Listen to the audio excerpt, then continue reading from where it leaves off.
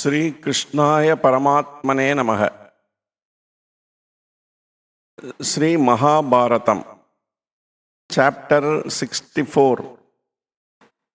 First day's battle. Dushasana was leading the Kaurava forces, and Bhimasena did the same on the Pandava side. The noise of battle rolled and rent the air. The kettle drums, trumpets, horns, and conches made the sky ring with their clamor. Horses neighed, charging elephants trumpeted, and the warriors uttered their lion roars. Arrows flew in the air like burning meteors. Fathers and sons, uncles and nephews slew one another, forgetful of old affection and ties of blood. It was a mad and terrible carnage. In the forenoon of the first day's battle, the Pandava army was badly shaken. Wherever Bhishma's chariot went, it was like the dance of the destroyer. Abhimanyu could not bear this, and he attacked the grandsire. When the oldest and the youngest warriors thus met in battle, the gods came to watch the combat. Abhimanyu's flag, displaying the golden Karnikara tree, brightly waved on his chariot. Kritavarma was hit by one of his arrows, and Salya was hit 5 times. Bhishma himself was hit 9 times by Abhimanyu's shafts. Durmukha's charioteer was struck by one of Abhimanyu's sword-edged arrow, and his severed head rolled on the ground. Another broke Kripa's bow. Abhimanyu's feats brought down showers of flowers from the gods who looked on. Bhishma and the warriors supporting him exclaimed, "Indeed, a worthy son to Dhananjaya." Then the Kaurava warriors made a combined attack on the valiant youth, but he stood against them all. He parried with his own all the shafts discharged by Bhishma. One of his well-aimed arrows brought the grandsire's palm tree flag down. Seeing this, Bhimasena was overjoyed and made a great lion roar that further inspired the valiant nephew. Great was the grandsire's joy seeing the valor of the young hero. Unwillingly, he had to use his full strength against the boy. Virata, his son Uttara, Drishtadhyumna, the son of Drupada, and Bhima came to relieve the young hero and attack the grandsire, who then turned his attention on them.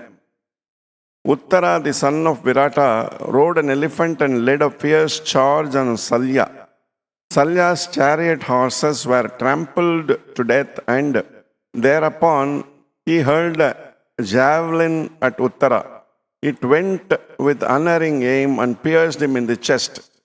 The gourd he had in his hand dropped, and he rolled down dead.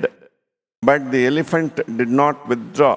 It continued charging until Salya cut off its trunk and hit it in many places with his arrows. And then it uttered a loud cry and fell dead. Salya got into Kritavarma's car. Virata's son Sweta saw Salya slay his younger brother. His anger rose like fire fed by libations of butter, and he drove his chariot towards Salya. 7 chariot warriors at once came up in support of Salya and protected him from all sides. Arrows were showered on Sweta, and the missiles sped across like lightning in clouds. Sweta defended himself marvelously. He parried their shafts with his own and cut their javelin down as they sped towards him. The warriors in both armies were amazed at the skill displayed by Sweta. Duryodhana lost no time now and sent forces to relieve Salya.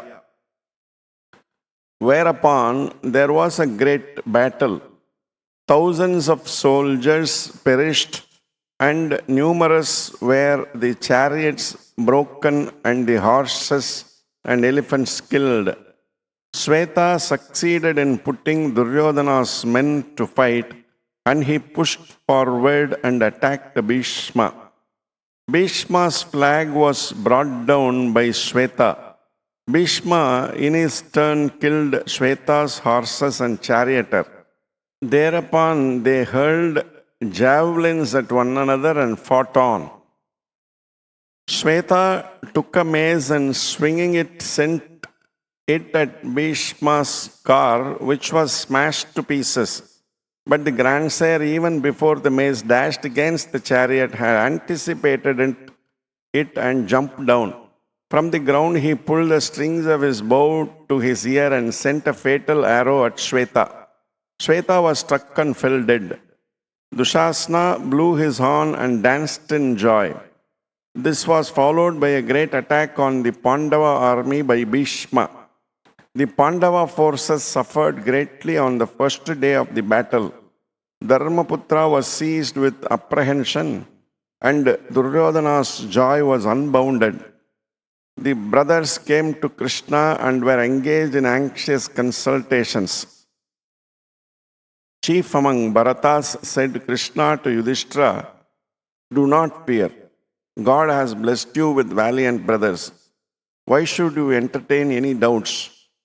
There is Satyaki and there are Virata, Drupada and Drishtadyumna besides yourself. What reason is there for you to be dejected? Do you forget that Sikandi is waiting for his predestined victim Bhishma?